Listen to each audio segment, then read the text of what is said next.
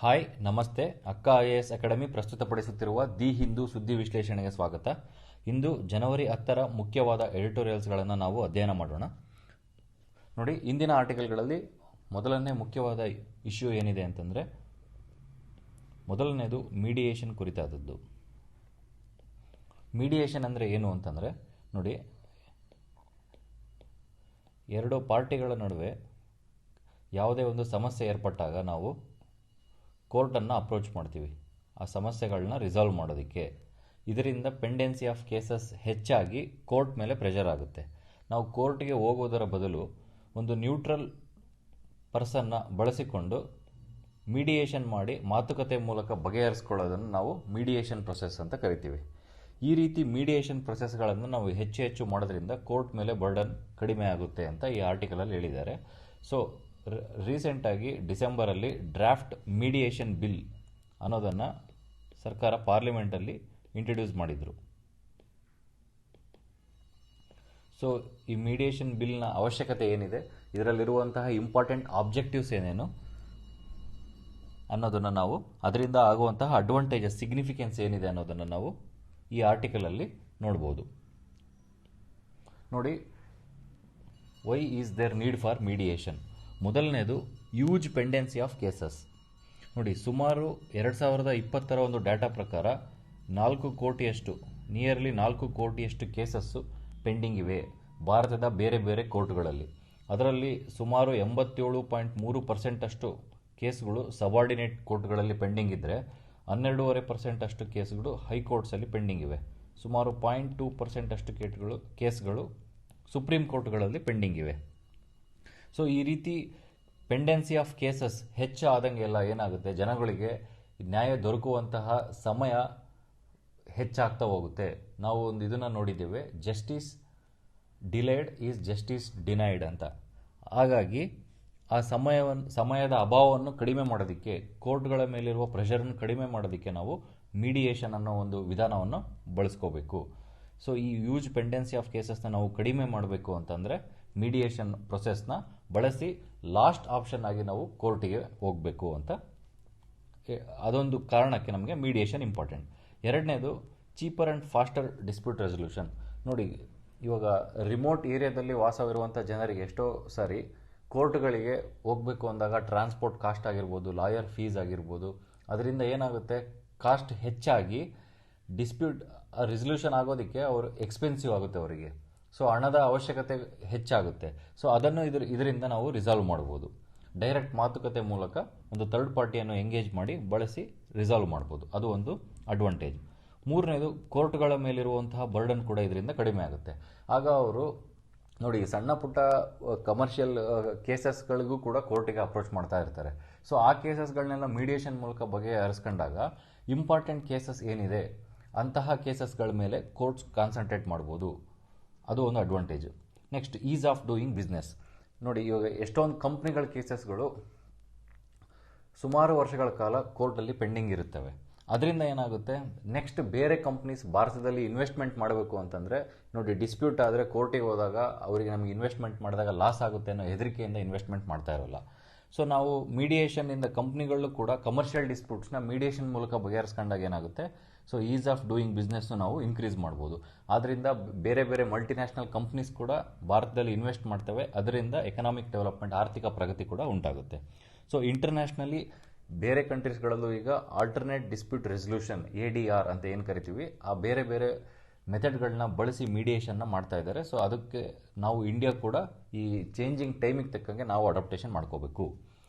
Last point, ಏನಕ್ಕೆ ಅವಶ್ಯಕತೆ ಇದೆ ಮೀಡಿಯೇಷನ್ ಅಂತಂದರೆ, ನೋಡಿ, ಸಿಂಗಾಪುರ್ ಕನ್ವೆನ್ಷನ್ ಆನ್ ಮೀಡಿಯೇಷನ್ ಅಂತ ಒಂದು ಕನ್ವೆನ್ಷನ್ ಇದೆ. ಅದು ಮೀಡಿಯೇಷನ್ ಬಗ್ಗೆ ಪ್ರಿನ್ಸಿಪಲ್ಸ್ನ ಈ ಕನ್ವೆನ್ಷನ್ನಲ್ಲಿ ಹೇಳ್ತಾರೆ.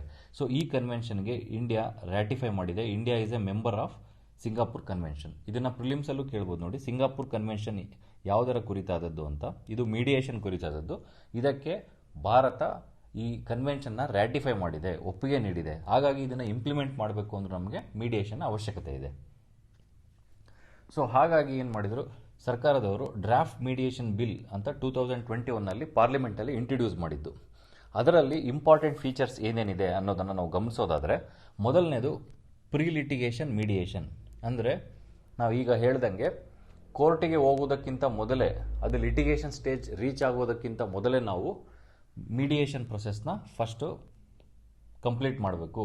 ಅದರಲ್ಲೂ ನಮಗೆ ನ್ಯಾಯ ದೊರಕಲಿಲ್ಲ ಅಂದಾಗ ನಂತರ ಮಾತ್ರ ನಾವು ಕೋರ್ಟ್ಗಳನ್ನ ಅಪ್ರೋಚ್ ಮಾಡಬೇಕು, ಮೊದಲನೇದು. ಎರಡನೇದು, ಇದರಲ್ಲಿ ಏನಾಗಿದೆ, ಯಾರ್ಯಾರು ಮೀಡಿಯೇಷನ್ ಪ್ರೊಸೆಸ್ಸಲ್ಲಿ ಭಾಗಿಯಾಗ್ತಾರೋ ಅವರ ಇಂಟ್ರೆಸ್ಟ್ ಕೂಡ ಈ ಆ್ಯಕ್ಟಲ್ಲಿ ಪ್ರೊಟೆಕ್ಟ್ ಮಾಡಲಾಗಿದೆ. ಫಾರ್ ಎಕ್ಸಾಂಪಲ್, ಮೀಡಿಯೇಷನಿಗೆ ಹೋದಾಗ ನನಗೆ ಅರ್ಜೆಂಟ್ ಆಗ ಮೀಡಿಯೇಷನ್ ಹೆಚ್ಚು ಸಮಯ ತಗೊಳ್ತಾ ಇದೆ ಅಂತ ನಮಗೆ ಗೊತ್ತಾದಾಗ ಅರ್ಜೆಂಟ್ ರಿಲೀಫ್ಗೋಸ್ಕರ ನಾವು ಕೋರ್ಟ್ನ ಅಪ್ರೋಚ್ ಮಾಡಿ ಒಂದು ಇಂಟರಿಮ್ ರಿಲೀಫ್ನ ತೆಗೆದುಕೊಳ್ಬೋದು. ನಂತರ ನಾವು ಮೀಡಿಯೇಷನ್ ಕೂಡ ಕಂಟಿನ್ಯೂ ಮಾಡ್ಬೋದು. ಮೂರನೇದು, ಮೀಡಿಯೇಷನ್ ಸೆಟಲ್ಮೆಂಟ್ ಅಗ್ರಿಮೆಂಟ್. ಇದು ನೋಡಿ, ಎರಡು ಪಾರ್ಟೀಸು ಯಾರ್ಯಾರು ಮೀಡಿಯೇಷನ್ನಲ್ಲಿ ಇನ್ವಾಲ್ವ್ ಆಗಿದ್ದಾರೆ ಅವರು ಮೀಡಿಯೇಷನ್ ಸೆಟಲ್ಮೆಂಟ್ ಅಗ್ರಿಮೆಂಟ್ ಅಂತ ಒಂದು ಅಗ್ರಿಮೆಂಟ್ನ ಇಬ್ಬರೂ ಪಾರ್ಟಿಗಳು ಅದಕ್ಕೆ ಒಪ್ಪಿಗೆ ನೀಡಬೇಕಾಗುತ್ತೆ. ಒಂದು ಸಾರಿ ಇದಕ್ಕೆ ಒಪ್ಪಿಗೆ ನೀಡಿದಾಗ ಇದು ಕೋರ್ಟ್ ಆರ್ಡರ್ ಅಷ್ಟೇ ಈಕ್ವಲ್ ಆಗಿರುತ್ತೆ. ಸೊ ಅದನ್ನು ಅವರು ವಯೋಲೇಟ್ ಮಾಡೋಂಗಿಲ್ಲ, ಫಾಲೋ ಮಾಡಲೇಬೇಕಾಗುತ್ತೆ. ನಂತರ ಮೀಡಿಯೇಷನ್ ಮಾಡ್ತಿರೋ ವ್ಯಕ್ತಿಗಳ ಕಾನ್ಫಿಡೆನ್ಷಿಯಾಲಿಟಿ ಏನಿದೆ, ಪ್ರೈವಸಿ ಕೂಡ ಕಾಪಾಡೋದಕ್ಕೆ ಈ ಆ್ಯಕ್ಟಲ್ಲಿ ಮೆಜರ್ಸ್ ಇವೆ. ನೋಡಿ, ಆ ಮೀಡಿಯೇಷನ್ ಸೆಟಲ್ಮೆಂಟ್ ಅಗ್ರಿಮೆಂಟ್ ಏನಿದೆ ಅದು ರೀಚ್ ಆದ ತಕ್ಷಣ 90 ದಿನಗಳಲ್ಲಿ ಡಿಸ್ಟಿಕ್ ಅಥಾರಿಟಿಗಳಲ್ಲಿ, ತಾಲೂಕ್ ಅಥಾರಿಟಿ, ಲೋಕಲ್ ಅಥಾರಿಟಿಗಳಲ್ಲಿ ಏನು ಅಗ್ರಿಮೆಂಟ್ ರೀಚ್ ಆಗಿದೆ ಅನ್ನೋದನ್ನು ರೆಕಾರ್ಡ್ ಮಾಡಬೇಕು. ಆಗ ಅದನ್ನು ವಯೋಲೇಟ್ ಮಾಡೋದಕ್ಕೆ ಕಷ್ಟ ಆಗುತ್ತೆ. ಇದೊಂದು ಪ್ರಾವಿಷನ್ ಕೂಡ ಈ ಮೀಡಿಯೇಷನ್ ಬಿಲ್ಲಲ್ಲಿ ಇದೆ. ನಂತರ ಏನು ಮಾಡ್ತಾರೆ, ಮೀಡಿಯೇಷನ್ ಕೌನ್ಸಿಲ್ ಆಫ್ ಇಂಡಿಯಾ ಅಂತ ಒಂದು ಇನ್ಸ್ಟಿಟ್ಯೂಷನ್ನ ಸೆಂಟ್ರಲ್ ಗೌರ್ಮೆಂಟ್ ಕ್ರಿಯೇಟ್ ಮಾಡ್ತಾರೆ. ಅವರು ಬೇರೆ ಈಗ ನೋಡಿ, ಎರಡು ಪಾರ್ಟಿ ಮೀಡಿಯೇಷನ್ ಆಗಬೇಕು ಅಂದಾಗ ಒಂದು ಇನ್ಸ್ಟಿಟ್ಯೂಷನಲ್ ಥರ್ಡ್ ಪಾರ್ಟಿ ಬೇಕಾಗುತ್ತೆ. ಇವಾಗ ಎ ಮತ್ತು ಬಿ ನಡುವೆ ಮೀಡಿಯೇಷನ್ ಆಗೋದಕ್ಕೆ ಮಧ್ಯಸ್ಥಿಕೆ ವಹಿಸೋದಕ್ಕೆ ಒಂದು ಪಾರ್ಟಿ ಬೇಕಾಗುತ್ತೆ. ಸೊ ಈಗ ಪ್ರೊಫೆಷ್ನಲ್ ಇನ್ಸ್ಟಿಟ್ಯೂಷನ್ ಮೀಡಿಯೇಟರ್ಸ್ನ ಟ್ರೈನ್ ಮಾಡ್ತಾರಲ್ಲ, ಆ ಟ್ರೈನ್ ಮಾಡೋರಿಗೆ ಲೈಸೆನ್ಸ್ ಕೊಡೋದಕ್ಕೆ, ಅವ್ರಿಗೆ ಬೇಕಾಗಿರೋ ಇದನ್ನು ಕಂಟ್ರೋಲ್ ಮಾಡೋದಕ್ಕೆ overall mediation council of India ಅಂತ ಕೂಡ ಈ ಆ್ಯಕ್ಟಲ್ಲಿ ಮಾಡಿದ್ದಾರೆ. ಮತ್ತು ಇನ್ನೊಂದು ಇಂಪಾರ್ಟೆಂಟ್ ಪ್ರಾವಿಷನ್ ಇದರಲ್ಲಿ ಏನಿದೆ ಅಂತಂದರೆ ಕಮ್ಯುನಿಟಿ ಮೀಡಿಯೇಷನ್. ನೋಡಿ, ಕಮ್ಯುನಿಟಿ ಮೀಡಿಯೇಷನ್ ಇದರದ ಅಡ್ವಾಂಟೇಜ್ ಏನು ಅಂತಂದರೆ, ಯಾವುದೇ ಒಂದು ಪ್ರದೇಶದಲ್ಲಿ ಗಲಭೆ ಆದಾಗ ಇಲ್ಲ ಲಾ ಆ್ಯಂಡ್ ಆರ್ಡರ್ ಸಮಸ್ಯೆಗಳು ಉಂಟಾದಾಗ ನಾವು ಯೂಶಲಿ ಪೊಲೀಸ್ನ ಅಪ್ರೋಚ್ ಮಾಡ್ತೀವಿ, ಇಲ್ಲ ಕೋರ್ಟ್ ಹತ್ರ ಹೋಗ್ತಾ ಇರ್ತೀವಿ. ಅದನ್ನು ಬಗೆಹರಿಸೋದಕ್ಕೆ ಇಲ್ಲಿ ಈ ಆ್ಯಕ್ಟಲ್ಲಿ ಒಂದು ಕಮ್ಯುನಿಟಿ ಮೀಡಿಯೇಷನ್ ಅಂತ ಒಂದು ಹೊಸ ಪ್ರಾವಿಷನ್ನ ಇನ್ಕ್ಲೂಡ್ ಮಾಡಿದ್ದಾರೆ. ಇದರದ್ದು ಏನು ಅಂತಂದರೆ, ಅಲ್ಲಿ ಏನಾದರೂ ಶಾಂತಿಗೆ ತೊಂದರೆ ಉಂಟಾದಾಗ ನಾವು ಅಲ್ಲಿರುವ ಕಮ್ಯುನಿಟಿ ಲೀಡರ್ಸ್ ಎಲ್ಲ ಸೇರಿಬಿಟ್ಟು ಅಲ್ಲೇ ಮೀಡಿಯೇಷನ್ ಮಾಡುವಂತಹ ವ್ಯವಸ್ಥೆ. ಇದರಿಂದ ಏನಾಗುತ್ತೆ, ಪೊಲೀಸ್ ಮೇಲಿರುವಂತಹ ಪ್ರೆಷರ್ ಕೂಡ ಕಡಿಮೆ ಆಗುತ್ತೆ, ಕೋರ್ಟಿಗೆ ಕೇಸಸ್ ಹೋಗೋದು ಕಡಿಮೆ ಆಗುತ್ತೆ. ಸೊ ಮತ್ತು ಲಾ ಆ್ಯಂಡ್ ಆರ್ಡರ್ ಪ್ರಾಬ್ಲಮ್ ಕೂಡ ಬಗೆಹರಿಸೋದಕ್ಕೆ ಇದರಿಂದ ಸಹಾಯ ಆಗುತ್ತೆ. ಸೊ ಕಮ್ಯುನಿಟಿ ಮೀಡಿಯೇಷನ್ ಕೂಡ ಇದರಲ್ಲಿ ಇಂಪಾರ್ಟೆಂಟ್ ಪ್ರಾವಿಷನ್ ಇದೆ. ಇವೆಲ್ಲ important features of the bill. ಇದರದ್ದು ಸಿಗ್ನಿಫಿಕೆನ್ಸ್ ಏನೇನಿದೆ ಅಂತಂದರೆ, ನೋಡಿ, ಇಲ್ಲಿಯ ತನಕ ಬೇರೆ loss, consumer protection act, companies act, criminal procedure code, ಈ ಬೇರೆ ಆ್ಯಕ್ಟ್ಗಳಲ್ಲಿ ಸ್ವಲ್ಪ ಪ್ರಾವಿಷನ್ಸ್ಗಳ ಮೂಲಕ ಮೀಡಿಯೇಷನ್ನ ಇನ್ಕ್ಲೂಡ್ ಮಾಡ್ತಾ ಇದ್ರು. ಆದರೆ ಮೀಡಿಯೇಷನ್ಗಂತಲೇ ಒಂದು ಸಪರೇಟ್ ಬಿಲ್ ಇರಲಿಲ್ಲ. ಈಗ ಒಂದು ಸಿಂಗಲ್ ಆ್ಯಕ್ಟ್ನ ಮಾಡಿದಾಗ ಮೀಡಿಯೇಷನ್ ಬಿಲ್ ಅಂತ ಅದರಲ್ಲಿರುವಂಥ ಆಂಬಿಗ್ಯುಟೀಸ್ಗಳನ್ನ ರೆಡ್ಯೂಸ್ ಮಾಡ್ಬೋದು. ಪ್ರಾಪರಾಗಿ ಮೀಡಿಯೇಷನ್ ಅಂದರೆ ಏನು ಅಂತ ಡೆಫಿನೇಷನ್ ಇನ್ಕ್ಲೂಡ್ ಮಾಡ್ಬೋದು. ಈಗ ಎರಡು ಪಾರ್ಟಿಗಳ ನಡುವೆ ಮೀಡಿಯೇಷನ್ ಆಗಬೇಕು ಅಂದರೆ ಯಾವ ಅಗ್ರಿಮೆಂಟ್ ಸೈನ್ ಮಾಡ್ಬೋದು. ಈ ರೀತಿ ಎಲ್ಲ ಪ್ರಾವಿಷನ್ಗಳನ್ನ ಒಂದೇ ಆ್ಯಕ್ಟಲ್ಲಿ ಡಿಫೈನ್ ಮಾಡ್ಬೋದು. ಮತ್ತು ಮೆಜಾರಿಟಿ ಸಿವಿಲ್ ಮತ್ತು ಕಮರ್ಷಿಯಲ್ ಡಿಸ್ಪ್ಯೂಟ್ಸ್ ಏನಿದೆ ಅವುಗಳನ್ನ ಕೋರ್ಟಿಗೆ ಹೋಗೋದ್ರ ಮುಂಚೆನೇ ಬಗೆಹರಿಸಲು ಸಹಾಯ ಆಗುತ್ತೆ. ಮತ್ತು ಮೂರನೇದು ನೋಡಿ, improves law and order situation. ಇವಾಗ ನೋಡಿ, ನಾವು ಕಮ್ಯುನಿಟಿ ಮೀಡಿಯೇಷನ್ ಅನ್ನೋ ಪ್ರಾವಿಷನ್ ಇದೆ, ಅದರಿಂದ ಲಾ ಆ್ಯಂಡ್ ಆರ್ಡರ್ ಸಿಚುಯೇಷನ್ ಕೂಡ ನಾವು ಪ್ರೊಟೆಕ್ಟ್ ಮಾಡ್ಬೋದು. ನಾಲ್ಕನೇದು, encourage compounding of criminal offences. Compounding of offences ಅಂತಂದರೆ ನೋಡಿ, ಇವಾಗ ಫಾರ್ ಎಕ್ಸಾಂಪಲ್ ಎರಡು ಪಾರ್ಟಿಗಳ ನಡುವೆ ಜಗಳ ಆದಾಗ ಅದರಲ್ಲಿ ತೊಂದರೆಗೊಳಗಾಗಿರೋ ಪಾರ್ಟಿ ಕೇಸ್ ನೀಡಿರ್ತಾರಲ್ಲ, ಕೇಸ್ ಕೊಟ್ಟಿರ್ತಾರೆ, ಆ ಕೇಸ್ನ ಕಾಂಪ್ರಮೈಸ್ ಮೂಲಕ ಬಗೆಹರಿಸ್ಕೊಂಡು ಆ ಕೇಸ್ನ ವಾಪಸ್ ತೆಗೆದುಕೊಂಡ್ರೆ ಅದನ್ನು ಕಾಂಪೌಂಡಿಂಗ್ ಆಫ್ ಅಫೆನ್ಸ್ ಅಂತ ನಾವು ಕರಿತೀವಿ. ಈ ಆ್ಯಕ್ಟಲ್ಲೂ ಕೂಡ ನಾವು ಕಾಂಪೌಂಡಿಂಗ್ ಆಫ್ ಅಫೆನ್ಸಸ್ ಕೂಡ ನಾವು ಇನ್ಕ್ಲೂಡ್ ಮಾಡ್ಬೋದು. ಎಷ್ಟೊಂದು ಕೇಸಸ್, ಈಗ ಕೆಲವು ಸೆಕ್ಷನ್ಸ್ ಇದೆ, ಸುಪ್ರೀಂ ಕೋರ್ಟ್ ಜಡ್ಜ್ಮೆಂಟೇ ಇದೆ. ನೀವು ಕೆಲವು ವಿಕ್ಟಿಮ್ಸು ಕಾಂಪೌಂಡಿಂಗ್ ಆಫ್ ಅಫೆನ್ಸಸ್ನ ಮಾಡೋದಕ್ಕೆ ಪೊಲೀಸ್ ಅಥಾರಿಟೀಸ್ಗಳನ್ನ ಅಪ್ರೋಚ್ ಮಾಡಬೇಕು. ಅವರು ಡಿಸ್ಟಿಕ್ ಮ್ಯಾಜಿಸ್ಟ್ರೇಟ್ಗೆ ಹೋಗಿ ಡಿಸ್ಟ್ರಿಕ್ಟ್ ಮ್ಯಾಜಿಸ್ಟ್ರೇಟು ಅವರು ಕಾಂಪ್ರಮೈಸ್ ಆಗಿದ್ದಾರೆ ಅಂತ ತಿಳಿದ ತಕ್ಷಣ ಒಂದು ಫೈನಲ್ ರಿಪೋರ್ಟ್ನ ಓಡಿಸಬೇಕು. ಸೊ ಅದನ್ನು ಕೂಡ ಈ ಆ್ಯಕ್ಟಲ್ಲಿ ಇನ್ಕ್ಲೂಡ್ ಮಾಡಿದ್ದಾರೆ. ಸೊ ಎಷ್ಟೊಂದು ಕ್ರಿಮಿನಲ್ ಕೇಸಸ್ಗಳನ್ನ ಇದರಿಂದ ಕೂಡ ಸಾಲ್ವ್ ಮಾಡ್ಬೋದು. ಸೊ ಇದರಿಂದ ಏನಾಗುತ್ತೆ, ಓವರ್ ಆಲ್ ಲಾ ಎನ್ಫೋರ್ಸ್ಮೆಂಟ್ ಏಜೆನ್ಸೀಸು, ಪೊಲೀಸ್ ಆಗಿರ್ಬೋದು, ಲಾಯರ್ಸ್ ಆಗಿರ್ಬೋದು, ಎಸ್ಪೆಷಲಿ ಪೊಲೀಸ್ ಮೇಲೆ ಪ್ರೆಷರ್ ಕಡಿಮೆ ಆಗುತ್ತೆ. ಇದು ಓವರ್ ಆಲ್ ಮೀಡಿಯೇಷನ್ ಬಿಲ್. ಅಂದರೆ ಮೇಯ್ನ್ ಇಂಪಾರ್ಟೆಂಟ್ ಥೀಮ್ ಏನಿದೆ ಅಂತಂದರೆ, ಈ ಬಿಲ್ಲಲ್ಲಿ ಕೋರ್ಟಲ್ಲಿರುವಂತಹ ಪೆಂಡಿಂಗ್ ಕೇಸಸ್ನ ಕಡಿಮೆ ಮಾಡಿ ಓವರ್ ಆಲ್ ಪ್ರೆಷರ್ನ, ಕೋರ್ಟಲ್ಲಿರುವಂತಹ ಜುಡಿಷರಿ ಮೇಲಿರುವಂತಹ ಪ್ರೆಷರ್ನ ಕಡಿಮೆ ಮಾಡಿ ಮಾತುಕತೆ ಮೂಲಕ ಬಗೆಹರಿಸ್ಕೊಳ್ಳೋದನ್ನು ಈ ಬೇರೆ ಪ್ರಾವಿಷನ್ಗಳ ಮೂಲಕ ಇದರಲ್ಲಿ ಇನ್ಕ್ಲೂಡ್ ಮಾಡಿದ್ದಾರೆ. ಸೊ ಅದರಿಂದ ಆಗುವಂತಹ ಅಡ್ವಾಂಟೇಜಸ್ ಇವೆಲ್ಲ. ಇದು ಮೀಡಿಯೇಷನ್ ಬಿಲ್. ನೋಡಿ, 2ನೇ ಆರ್ಟಿಕಲ್ಲು ಪ್ರೈವಸಿ ಕುರಿತಾಗಿ ಇದೆ. ಸರ್ಕಾರದವರು ಜಸ್ಟಿಸ್ BN ಶ್ರೀಕೃಷ್ಣ ಕಮಿಟಿ ಅನ್ನೋ ಕಮಿಟಿನ ಒಂದು ಡೇಟಾ ಪ್ರೊಟೆಕ್ಷನ್ನ ಮಾಡೋದಕ್ಕೆ ಯಾವ್ಯಾವ ರೀತಿ ಕಾನೂನನ್ನು ತರಬೇಕು ಅಂತ ಒಂದು ಕಮಿಟಿನ ಅಪಾಯಿಂಟ್ ಮಾಡಿದರು. ಆ ಕಮಿಟಿ ರೆಕಮೆಂಡೇಶನ್ಸ್ ಆಧಾರದ ಮೇಲೆ 2019ರಲ್ಲಿ ಪರ್ಸನಲ್ ಡೇಟಾ ಪ್ರೊಟೆಕ್ಷನ್ ಬಿಲ್ ಅನ್ನೋ ಬಿಲ್ನ ಪಾರ್ಲಿಮೆಂಟಲ್ಲಿ ಇಂಟ್ರೊಡ್ಯೂಸ್ ಮಾಡಿದರು. ಸೊ ಈ ಬಿಲ್ಲಲ್ಲಿರುವಂತಹ ಪ್ರಾವಿಷನ್ಸ್ ಏನು, ಈ ಬಿಲ್ನ ನಂತರ ಏನು ಮಾಡಲಾಯಿತು ಅಂತಂದರೆ ಜಾಯಿಂಟ್ ಕಮಿಟಿ ಆಫ್ ಪಾರ್ಲಿಮೆಂಟಿಗೆ ಅದನ್ನು ಅಬ್ಸರ್ವ್ ಮಾಡಲಿಕ್ಕೆ ಜಾಯಿಂಟ್ ಕಮಿಟಿಗೆ ರೆಕಮೆಂಡ್ ಮಾಡಲಾಯಿತು. ಸೊ ಆ ಕಮಿಟಿ ರೆಕಮೆಂಡೇಶನ್ಸ್ ಕೂಡ ಇದರಲ್ಲಿರುವ ಪ್ರೈವಸಿನ ಪ್ರೊಟೆಕ್ಟ್ ಮಾಡ್ತಾ ಇಲ್ಲ ಅಂತ ಈ ಆರ್ಟಿಕಲಲ್ಲಿ ಆ ಥರ ಹೇಳಿದ್ದಾರೆ. ಇದರಲ್ಲಿ ಪ್ರೈವಸಿ ಕಾಪಾಡುವುದಕ್ಕಿಂತ ಹೆಚ್ಚಾಗಿ ಗೌರ್ಮೆಂಟ್ ಕಂಟ್ರೋಲೇ ಹೆಚ್ಚಾಗಿದೆ. ಸೊ ಅದರಲ್ಲಿರುವಂಥ ಡ್ರಾಬ್ಯಾಕ್ಸ್ ಏನು ಅನ್ನೋ ಡ್ರಾಬ್ಯಾಕ್ಸ್ಗಳನ್ನು ಈ ಆರ್ಟಿಕಲಲ್ಲಿ ಕೊಟ್ಟಿದ್ದಾರೆ. ಮೊದಲಿಗೆ ಪರ್ಸನಲ್ ಡಾಟಾ ಪ್ರೊಟೆಕ್ಷನ್ ಬಿಲ್ ಅದರಲ್ಲಿರುವಂಥ ಪ್ರಾವಿಷನ್ಸ್ ಏನೇನು ಅನ್ನೋದನ್ನು ನಾವು ನೋಡ್ಬೋದು. ನೋಡಿ, ಮೊದಲಿಗೆ ಯಾವುದೇ ಒಂದು ಡಾಟಾನ ಮೊದಲು ಏನು ಮಾಡ್ತಾರೆ, ಕಲೆಕ್ಟ್ ಮಾಡ್ತಾರೆ. ಡಾಟಾ ಕಲೆಕ್ಷನ್ ಆಗುತ್ತೆ, ನಂತರ ಅದು ಡಾಟಾ ಸ್ಟೋರೇಜ್ ಆಗುತ್ತೆ, ನಂತರ ಅದು ಡಾಟಾನ ಪ್ರೊಸೆಸಿಂಗ್ ಆಗುತ್ತೆ. ಈ ಪ್ರೊಸೆಸಿಂಗ್ ಅಂತ ಅಂದರೆ ಕಲೆಕ್ಟ್ ಮಾಡಿರುವಂಥ ಸ್ಟೋರ್ ಮಾಡಿರುವಂಥ ಡಾಟಾನ ಅನಲೈಸ್ ಮಾಡಿಬಿಟ್ಟು ಅದನ್ನು ಅಡ್ವರ್ಟೈಸ್ಮೆಂಟಿಗೆ ಬಳಸ್ಕೊಳ್ಳುವಂಥದ್ದು, ಈ ರೀತಿ ಬೇರೆ ಬೇರೆ ಪರ್ಪೋಸಿಗೆ ಬಳಸ್ತಾ ಇರ್ತಾರೆ. ಟಾರ್ಗೆಟ್ ಗ್ರೂಪ್ಸ್ಗೆ. ಇವು various procedures of data. So ಈ ಆ್ಯಕ್ಟಲ್ಲಿ ಏನು ಮಾಡಿದ್ದಾರೆ, ಪ್ರತಿಯೊಂದು ಪ್ರೊಸೆಸ್ನ ಕಂಟ್ರೋಲ್ ಮಾಡೋದಕ್ಕೆ ಕೆಲವು ಮೆಜರ್ಸ್ನ ಈ ಆ್ಯಕ್ಟಲ್ಲಿ ತೆಗೆದುಕೊಂಡಿದ್ದಾರೆ. ಮೊದಲಿಗೆ ನೋಡಿ, ಈ ಆ್ಯಕ್ಟಲ್ಲಿ ಎವ್ರಿ ಡಾಟಾನ 3 ಭಾಗಗಳಾಗಿ ಡಿವೈಡ್ ಮಾಡಿದ್ದಾರೆ. ಮೊದಲನೇದು ಪರ್ಸನಲ್ ಡಾಟಾ, ಎರಡನೇದು ಸೆನ್ಸಿಟಿವ್ ಪರ್ಸನಲ್ ಡಾಟಾ, ಮೂರನೆಯದು ಕ್ರಿಟಿಕಲ್ ಪರ್ಸನಲ್ ಡಾಟಾ ಅಂತ 3 ಭಾಗಗಳಾಗಿ ವಿಂಗಡಿಸಿದ್ದಾರೆ. ಈ ಪರ್ಸನಲ್ ಡಾಟಾ ಅಂತಂದರೆ ಇದರಲ್ಲಿ ನಮ್ಮ ನೇಮ್ ಆಗಿರ್ಬೋದು, ಅಡ್ರೆಸ್ ಆಗಿರ್ಬೋದು, ಅವೆಲ್ಲ ಇನ್ಕ್ಲೂಡ್ ಆಗಿರುತ್ತೆ. ಸೆನ್ಸಿಟಿವ್ ಪರ್ಸನಲ್ ಡಾಟಾ ಅಂದರೆ ಇದರಲ್ಲಿ ನಮ್ಮ ಹೆಲ್ತ್ ಇನ್ಫಾರ್ಮೇಷನ್ನು, ಬಯೋಮೆಟ್ರಿಕ್ ಇನ್ಫಾರ್ಮೇಷನ್ನು, ನಮ್ಮ ಜಾತಿ ಧರ್ಮದ ಕುರಿತಿದ್ದ ಇನ್ಫಾರ್ಮೇಷನ್ನ ನಾವು ಸೆನ್ಸಿಟಿವ್ ಪರ್ಸನಲ್ ಡಾಟಾ ಅಂತ ಕರಿತೀವಿ. ಈ ಕ್ರಿಟಿಕಲ್ ಪರ್ಸನಲ್ ಡಾಟಾ ಅಂದರೆ ದೇಶದ ಭದ್ರತೆ ಕುರಿತು, ನ್ಯಾಷನಲ್ ಸೆಕ್ಯೂರಿಟಿ ರಿಲೇಟೆಡ್ ಡಾಟಾನ ಕ್ರಿಟಿಕಲ್ ಪರ್ಸನಲ್ ಡಾಟಾ. ಈ ರೀತಿ 3 ಭಾಗಗಳಾಗಿ ಇದು ಡಿವೈಡ್ ಮಾಡಿ ಆ ಪ್ರತಿಯೊಂದಕ್ಕೂ ಯಾವ ರೀತಿ ನಾವು ಕಂಟ್ರೋಲ್ ಮಾಡಬೇಕು ಅನ್ನೋದಕ್ಕೆ ಮೆಜರ್ಸ್ ತಗೊಂಡೋಗಿದ್ದಾರೆ. ಮೊದಲಿಗೆ ನೋಡಿ, ಪರ್ಸನಲ್ ಡಾಟಾ ಕುರಿತಾಗಿ ಇದು ಮಾಡೋದಾಗಿದ್ದರೆ, ಈ ಪರ್ಸನಲ್ ಡಾಟಾನ ನಮ್ಮ ದೇಶದಿಂದ ಬೇರೆ ದೇಶಕ್ಕೆ ಅದನ್ನು ಕಾಪಿ ಮಾಡಬೇಕು, ಸ್ಟೋರೇಜ್ ಮಾಡಬೇಕು ಅಂದರೆ ಇಂಡಿವಿಜುವಲ್ ಕನ್ಸೆಂಟ್ನ ಅಗತ್ಯ ಬೇಕು ಅನ್ನೋದನ್ನು ಒಂದು ಪ್ರಾವಿಷನ್ನ ಇದರಲ್ಲಿ ಇಟ್ಟಿದ್ದಾರೆ. ನಾವು ಅದಕ್ಕೆ ಒಪ್ಪಿಗೆ ಕೊಡಲೇಬೇಕು, ಆಗ ಮಾತ್ರ ನೀವು ಟ್ರಾನ್ಸ್ಫರ್ ಮಾಡಿ ಸ್ಟೋರ್ ಮಾಡ್ಬೋದು ಅನ್ನೋ ಒಂದು ಪ್ರಾವಿಷನ್ ಇಟ್ಟಿದ್ದಾರೆ. ಎರಡನೇದು, ಈ ಸೆನ್ಸಿಟಿವ್ ಪರ್ಸನಲ್ ಡಾಟಾ ಏನಿದೆ ಇದನ್ನು ಇಂಡಿಯಾದಲ್ಲಿ ಮಾತ್ರ ಸ್ಟೋರ್ ಮಾಡಬೇಕು.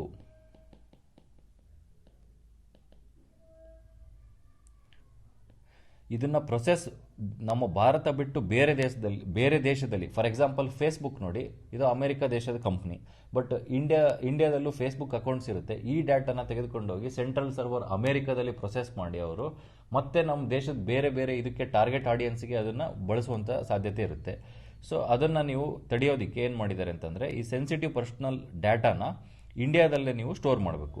ಅದನ್ನು ಪ್ರೊಸೆಸ್ ಮಾಡಲಿಕ್ಕೆ ಡಾಟಾ ಪ್ರೊಟೆಕ್ಷನ್ ಅಥಾರಿಟಿ ಅಂತ ಇದೆ, ಅದು ಪರ್ಮಿಷನ್ ಕೊಟ್ಟರೆ ಕೆಲವು ಸಂದರ್ಭಗಳಲ್ಲಿ ಮಾತ್ರ ನೀವು ಬೇರೆ ದೇಶದಲ್ಲಿ ಅದನ್ನು ಪ್ರೊಸೆಸ್ ಮಾಡ್ಬೋದು ಅಂತ ಮಾಡಿದ್ದಾರೆ. ಅದು ಸೆನ್ಸಿಟಿವ್ ಪರ್ಸನಲ್ ಡಾಟಾಗೆ. ಇನ್ನು ಮೂರನೇದು ಕ್ರಿಟಿಕಲ್ ಪರ್ಸನಲ್ ಡಾಟಾ. ಇದನ್ನು ಏನು ಮಾಡಿದ್ದಾರೆ, ನ್ಯಾಷನಲ್ ಸೆಕ್ಯೂರಿಟಿ ಕುರಿತಾದ ಡಾಟಾ ಇದು. ಈ ಡಾಟಾನ ಸ್ಟೋರ್ ಮಾಡೋದು ಮತ್ತು ಪ್ರೊಸೆಸ್ ಮಾಡೋದು ಇದು ಇಂಡಿಯಾದಲ್ಲೇ ಮಾತ್ರ ಮಾಡಬೇಕು, ಇದನ್ನು ಹೊರ ದೇಶಕ್ಕೆ ತೆಗೆದುಕೊಂಡು ಹೋಗಂಗಿಲ್ಲ ಅಂತ ಮಾಡಿದ್ದಾರೆ. ಈ ಪ್ರಿನ್ಸಿಪಲ್ನ ನಾವೇನಂತ ಕರಿತೀವಿ, ಡಾಟಾ ಲೋಕಲೈಸೇಷನ್ ಅಂತ ಕರಿತೀವಿ. ಅಂದರೆ ಡೇಟಾನ ಲೋಕಲ್ ಮಾಡೋದು, ನಮ್ಮ ದೇಶದಲ್ಲಿ ಮಾತ್ರ ಅದನ್ನು ಬಳಸಬೇಕು. ಈಗ ನೋಡಿ, ಬೇರೆ ದೇಶಕ್ಕೆ ಒಂದು ನ್ಯಾಷನಲ್ ಸೆಕ್ಯೂರಿಟಿ ರಿಲೇಟೆಡ್ ಡಾಟಾ ರವಾನೆ ಆದಾಗ ಆ ಇನ್ಫಾರ್ಮೇಷನ್ನ ನಾನ್ ಸ್ಟೇಟ್ ಆ್ಯಕ್ಟರ್ಸ್ ಬಳಸ್ಕೊಂಡು ನಮ್ಮ ದೇಶದ ಭದ್ರತೆಗೆ ಚಾಲೆಂಜಸ್ ಮಾಡುವಂಥ ಕೆಲವು ಸಂದರ್ಭಗಳಿರ್ತವೆ. ಅದನ್ನು ತಡೆಯೋದಕ್ಕೆ ಈ ಪ್ರಾವಿಷನ್ನ ಮಾಡಿದ್ದಾರೆ.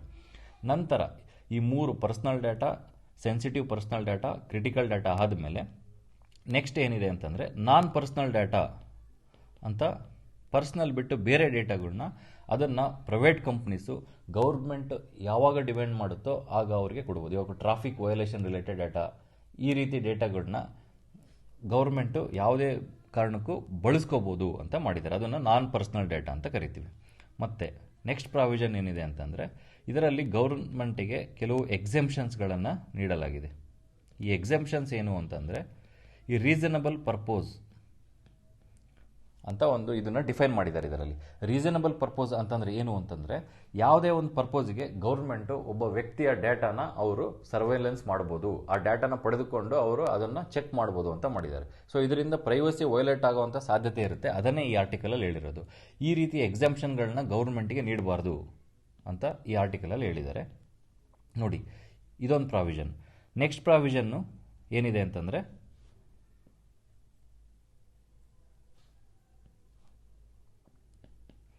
ಡಾಟಾ ಪ್ರೊಟೆಕ್ಷನ್ ಅಥಾರಿಟಿ ಅಂತ ಒಂದು ಸಪ್ರೇಟ್ ಅಥಾರಿಟಿನ ಕ್ರಿಯೇಟ್ ಮಾಡಬೇಕು. ಓವರ್ ಆಲ್ ಡೇಟಾನ ಭಾರತದಲ್ಲಿ ರೆಗ್ಯುಲೇಟ್ ಮಾಡೋದಕ್ಕೆ ಒಂದು ಸಪ್ರೇಟ್ ಅಥಾರಿಟಿ. ಇದು ಏನು ಮಾಡುತ್ತೆ ಅಂತಂದರೆ, ಪ್ರತಿಯೊಂದು ಕಂಪ್ನಿಯಲ್ಲೂ ಡಾಟಾ ಪ್ರೊಟೆಕ್ಷನ್ ಆಫೀಸರ್ಸ್ ಅಂತ ರಿಕ್ರೂಟ್ ಮಾಡಬೇಕು ಅಂತ ಈ ಕಾನೂನಲ್ಲಿ ಹೇಳಿದ್ದಾರೆ, ಈ ಲಾ ಅಲ್ಲಿ. ಅಂದರೆ ಈ ಡಾಟಾ ಪ್ರೊಟೆಕ್ಷನ್ ಆಫೀಸರ್ಸ್ ಕೆಲಸ ಏನು ಅಂತಂದರೆ, ಆ ಕಂಪ್ನಿಯಲ್ಲಿ ಕೆಲಸ ಮಾಡುವಂತಹ ಯಾವುದೇ ವ್ಯಕ್ತಿಗೆ ಅವರ ಡೇಟಾ ವಯೋಲೇಟ್ ಆಗ್ತಾ ಇದೆ, ಅವರ ಪ್ರೈವಸಿಗೆ ತೊಂದರೆ ಆಗ್ತಾ ಇದೆ ಅಂತಂದಾಗ ಅವರು ಕಂಪ್ಲೇಂಟ್ ನೀಡಿದರೆ ಅದನ್ನು ಬಗೆಹರಿಸುವಂಥ ಕೆಲಸ ಡಾಟಾ ಪ್ರೊಟೆಕ್ಷನ್ ಅಥಾರಿಟಿ. ಈ ಅಥಾರಿಟೀಸ್ಗಳನ್ನಾಗಿರ್ಬೋದು, ಇವ್ರನ್ನೆಲ್ಲ ಆಡಿಟ್ ಮಾಡೋದಕ್ಕೆ ಒಂದು ಡಾಟಾ ಪ್ರೊಟೆಕ್ಷನ್ ಅಥಾರಿಟಿ ಬೇಕು ಅಂತ ಅದೊಂದು ಪ್ರಾವಿಷನ್ನ ಇಟ್ಟಿದ್ದಾರೆ. ಮತ್ತು ಇನ್ನೊಂದು ರೈಟ್ ಟು ಫರ್ಗಾಟನ್ ಅಂತ 6ನೇ ಪ್ರಾವಿಷನ್. ರೈಟ್ ಟು ಫರ್ಗಾಟನ್ ಅಂದರೆ ನಮ್ಮ ಡೇಟಾ ಆಲ್ರೆಡಿ ಆನ್ಲೈನಲ್ಲಿ ಇದೆ, ಇಂಟರ್ನೆಟ್ಟಲ್ಲಿ. ಆ ಡೇಟಾನ ನಾವು ಡಿಲೀಟ್ ಮಾಡಬೇಕು ಅಂತಂದರೆ ಅದು ಆ ರೈಟು ಪ್ರತಿಯೊಬ್ಬ ವ್ಯಕ್ತಿಗಿರುತ್ತೆ. ಆ ವ್ಯಕ್ತಿ ಡಿಲೀಟ್ ಮಾಡಬೇಕು ಅಂದಾಗ ಆ ಡೇಟಾನ, ಪರ್ಸ್ನಲ್ ಡೇಟಾನ ಪ್ರೈವೇಟ್ ಕಂಪ್ನಿ ಆಗಿದ್ದರೂ ಕೂಡ ಡಿಲೀಟ್ ಮಾಡಲೇಬೇಕು ಅಂತ ಒಂದು ಪ್ರಾವಿಷನ್ ಕೂಡ ಕೊಟ್ಟಿದ್ದಾರೆ ಇದರಲ್ಲಿ. ಅದನ್ನು ನಾವು ರೈಟ್ ಟು ಫರ್ಗಾಟನ್ ಅಂತ ಕರಿತೀವಿ. ಇನ್ನು ಲಾಸ್ಟ್ ಪ್ರಾವಿಷನ್ನು ನೋಡಿ, ಈ ಡಾಟಾದಲ್ಲಿ ಈ ಆ್ಯಕ್ಟಲ್ಲಿರುವಂಥ, ಈ ಬಿಲ್ಲಲ್ಲಿರುವಂತಹ ಪ್ರಾವಿಷನ್ಸ್ ವಯೋಲೇಟ್ ಮಾಡಿದರೆ ಪೆನಲ್ಟಿ ಏನೇನಿದೆ ಅನ್ನೋದನ್ನು ಕೂಡ ಈ ಆ್ಯಕ್ಟಲ್ಲಿ ಹೇಳಿದ್ದಾರೆ. ಇವೆಲ್ಲ important provisions of personal data protection bill. ಇದರಿಂದ ಏನಾಗುತ್ತೆ ನೋಡಿ, ನ್ಯಾಷನಲ್ ಸೆಕ್ಯೂರಿಟಿನ ಕಾಪಾಡ್ಬೋದು. ಮತ್ತು ಎರಡನೇದು, ಒಂದು ವ್ಯಕ್ತಿಯ ಪ್ರೈವಸಿ ಇಶ್ಯೂಸ್ ಏನಿರುತ್ತೆ ಆ ಪ್ರೈವಸಿನ ನಾವು ಕಾಪಾಡ್ಬೋದು. ಮೂರನೇದು, ಲಾ ಆ್ಯಂಡ್ ಆರ್ಡರ್ನ ಕಂಟ್ರೋಲ್ ಮಾಡ್ಬೋದು. ಮತ್ತು ಒಂದೊಂದು ಸತಿ ಫೇಕ್ ನ್ಯೂಸ್ ಸ್ಪ್ರೆಡ್ ಆಗ್ತಾ ಇರುತ್ತೆ ಡೇಟಾಗಳನ್ನ ಬಳಸ್ಕೊಂಡು, ಅದನ್ನು ಕೂಡ ತಡೆಯುವಂಥ ಕೆಲಸನ ನಾವು ಮಾಡ್ಬೋದು. ಇದೆಲ್ಲ ಈ ಆ್ಯಕ್ಟ್ನಲ್ಲಿರುವಂಥ ಅಡ್ವಾಂಟೇಜಸ್. ಸೊ ಈ ಪ್ರಸ್ತುತ ಆರ್ಟಿಕಲಲ್ಲಿ ಈ ಆ್ಯಕ್ಟಲ್ಲಿರುವಂತಹ ನೆಗೆಟಿವ್ ಪಾಯಿಂಟ್ಸ್ ಏನೇನಿದೆ, ಅದರಲ್ಲಿರುವಂಥ ಚಾಲೆಂಜಸ್ ಏನೇನು ಅನ್ನೋದನ್ನು ಹೇಳಿದ್ದಾರೆ. ಅದು ಏನು ಅಂತ ನಾವು ನೋಡೋದಾದರೆ, ಮೊದಲನೇದು ಬ್ಲ್ಯಾಂಕೆಟ್ ಎಕ್ಸೆಂಪ್ಷನ್. ಇದು ಅಂತಂದರೆ ಏನು ಅಂತಂದರೆ, ಈ ಆ್ಯಕ್ಟಲ್ಲಿರುವಂತಹ ಕೆಲವು ಕ್ಲಾಸ್ಗಳಲ್ಲಿ ಗೌರ್ನಮೆಂಟಿಗೆ ಫುಲ್ ಕಂಟ್ರೋಲ್ ಕೊಟ್ಟಿದ್ದಾರೆ ಒಂದು ವ್ಯಕ್ತಿಯ ಡೇಟಾವನ್ನು ಸರ್ವೆಲೆನ್ಸ್ ಮಾಡೋದಕ್ಕೆ. ಫಾರ್ ಎಕ್ಸಾಂಪಲ್ ನೋಡಿ, ಕ್ಲಾಸ್ 12 ಅಂತ ಒಂದಿದೆ, ಕ್ಲಾಸ್ 35 ಅಂತ ಇದೆ. ಈ ಎರಡೂ ಕ್ಲಾಸ್ಗಳಲ್ಲಿ ಏನು ಮಾಡಿದ್ದಾರೆ ಅಂತಂದರೆ, ಗೌರ್ಮೆಂಟ್ನ ಈ ಡಾಟಾ ಪ್ರೊಟೆಕ್ಷನ್ ಬಿಲ್ಲಿಂದನೇ ಎಕ್ಸಾಂಪ್ಟ್ ಮಾಡಿದ್ದಾರೆ. ಅಂದರೆ ಯಾವುದೇ ಮಿನಿಸ್ಟ್ರಿ ಆಗಿರ್ಬೋದು, ಯಾವುದೇ ಒಂದು ಗೌರ್ಮೆಂಟ್ ಡಿಪಾರ್ಟ್ಮೆಂಟ್ ಆಗಿರ್ಬೋದು, ಯಾವುದೇ ಒಂದು ವ್ಯಕ್ತಿಯ ಒಂದು ರೀಸನಬಲ್ ಕಾರಣ ಇದೆ ಅಂತ ಆ ಕಾರಣನ ಹೇಳಿ ಯಾವ ವ್ಯಕ್ತಿಯ ಡೇಟಾನ ಬೇಕಾದ್ರೂ ಅವರು ವೀಕ್ಷಿಸ್ಬೋದು. ಇದರಿಂದ ವ್ಯಕ್ತಿಯ ಪ್ರೈವಸಿಗೆ ಧಕ್ಕೆ ಆಗುವಂಥ ಸಾಧ್ಯತೆ ಇರುತ್ತೆ. ಅದೊಂದು ಪಾಯಿಂಟು ಇದರಲ್ಲಿ ಕೊಟ್ಟಿದ್ದಾರೆ. ಎರಡನೇದು, it is against Supreme Court judgement on privacy. Supreme Court Puttaswamy ಕೇಸಲ್ಲಿ right to privacy is a fundamental right ಅಂತ ಡಿಕ್ಲೇರ್ ಮಾಡಿದರು. ನೋಡಿ, ನೀವು ಗೌರ್ಮೆಂಟಿಗೆ ಕಂಪ್ಲೀಟ್ ಪವರ್ ಕೊಟ್ಟಾಗ ಈಗ ಸುಪ್ರೀಂ ಕೋರ್ಟ್ ಜಡ್ಜ್ಮೆಂಟ್ ವಿರುದ್ಧ ಹೋದಂಗಾಗುತ್ತೆ. ನೋಡಿ, ಫಂಡಮೆಂಟಲ್ ರೈಟ್, ಇದು ಪ್ರೈವಸಿ ಅನ್ನೋದು ಈಗ ಸುಪ್ರೀಂ ಕೋರ್ಟ್ ಡಿಕ್ಲೇರ್ ಮಾಡಿರೋ ಹಾಗೆ ಒಂದು ಫಂಡಮೆಂಟಲ್ ರೈಟು. ನೀವು ಫಂಡಮೆಂಟಲ್ ರೈಟ್ನ ಪ್ರೊಟೆಕ್ಟ್ ಮಾಡಬೇಕಾಗಿರೋದು ಗೌರ್ಮೆಂಟ್ನ ಕರ್ತವ್ಯ. ಸೊ ನೀವು ಈ ರೀತಿ ಕಂಪ್ಲೀಟ್ ಎಕ್ಸಾಮ್ಷನ್ ನೀಡಿದಾಗ ಅದ್ರ ವಿರುದ್ಧ ಹೋದಂಗಾಗುತ್ತೆ. ಮತ್ತು ಡಾಟಾ ಪ್ರೊಟೆಕ್ಷನ್ ಅಥಾರಿಟಿ ಅಂತ ಅದಕ್ಕಂತಾನೆ ಒಂದು ಸಪ್ರೇಟ್ ಅಥಾರಿಟಿನ ಕ್ರಿಯೇಟ್ ಮಾಡಬೇಕು ಅಂತ ಹೇಳಿದರು.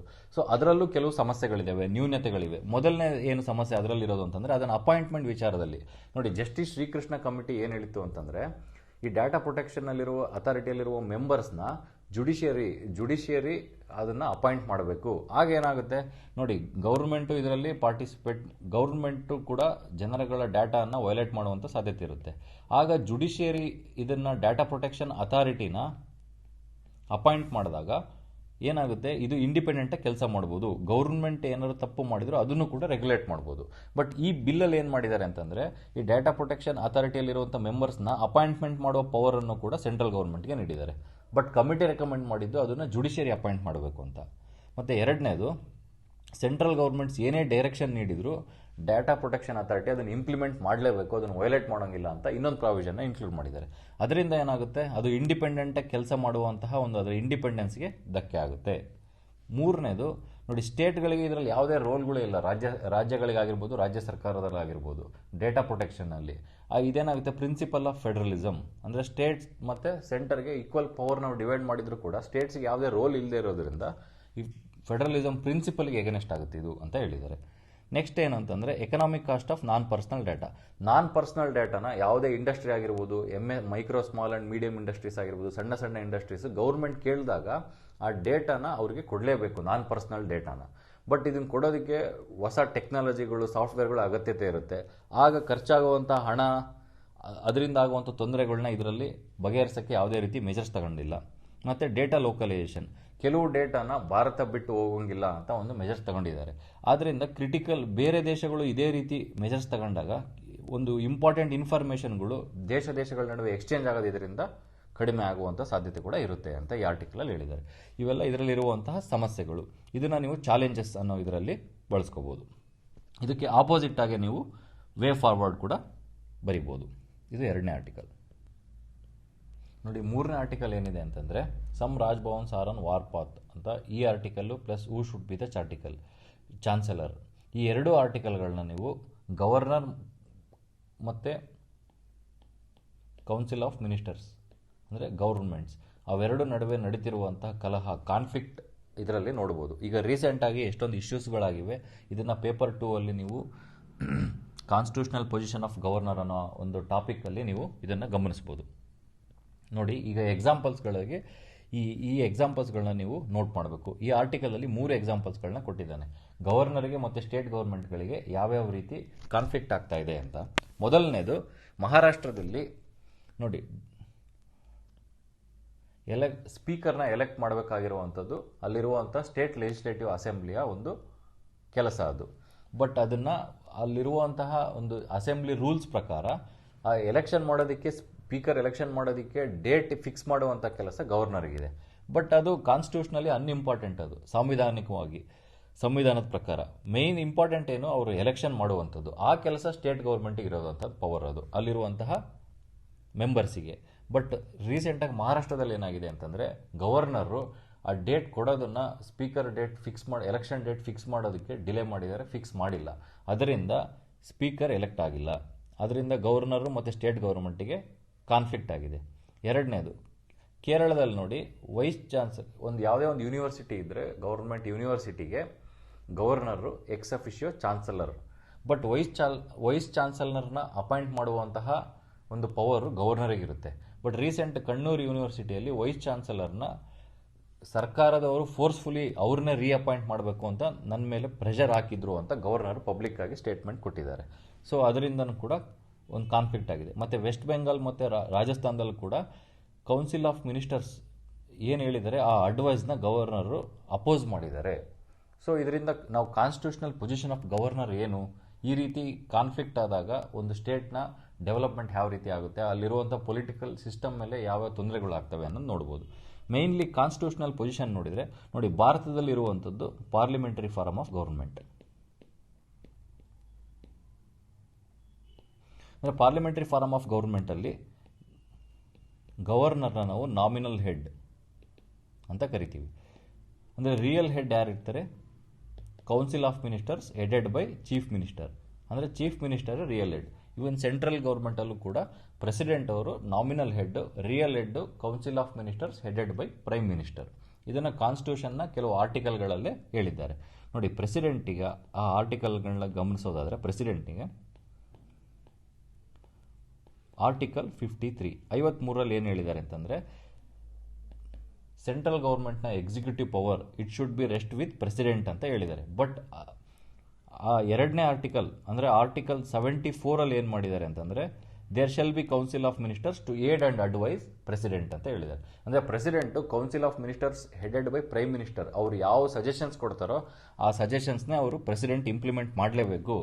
ಅದು ಸಂವಿಧಾನಾತ್ಮಕವಾಗಿ ಅದು ಕಡ್ಡಾಯ ಅಂತ ಆರ್ಟಿಕಲ್ 74 ಹೇಳಿದ್ದಾರೆ.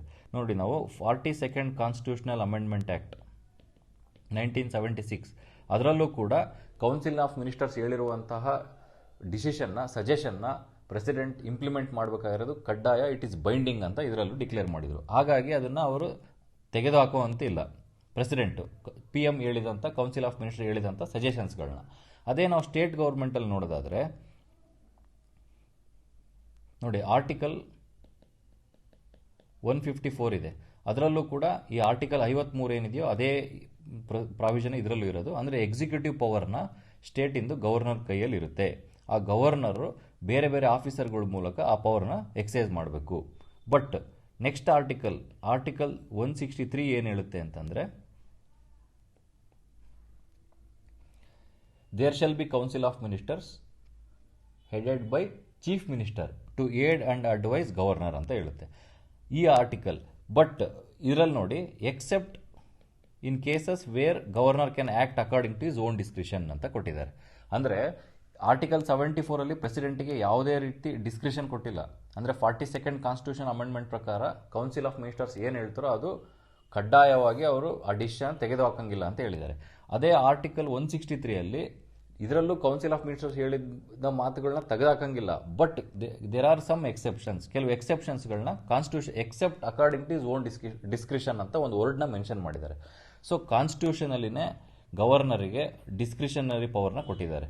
ಪ್ರೆಸಿಡೆಂಟಿಗಿರೋದು ಸಿಚುಯೇಷನಲ್ ಡಿಸ್ಕ್ರಿಷನ್ ಅಂತ ಕರಿತೀವಿ. ಅಂದರೆ ಈಗ ಪ್ರೈಮ್ ಮಿನಿಸ್ಟರು ಇದರಲ್ಲಿರುವಂತಹ ಆಫೀಸಲ್ಲಿದ್ದಾಗ ಏನಾದ್ರು ರಿಸೈನ್ ಆದರೆ ಇಲ್ಲ ಮೆಜಾರಿಟಿ ಇಲ್ಲದಾಗ ಯಾರು ನೆಕ್ಸ್ಟ್ ಪ್ರೈಮ್ ಮಿನಿಸ್ಟರ್ ಅಂತ ಡಿಸೈಡ್ ಮಾಡುವಂಥ ಒಂದು ಸಿಚುಯೇಷನಲ್ ಡಿಸ್ಕ್ರಿಷನ್ ಪ್ರೆಸಿಡೆಂಟಿಗಿದೆ.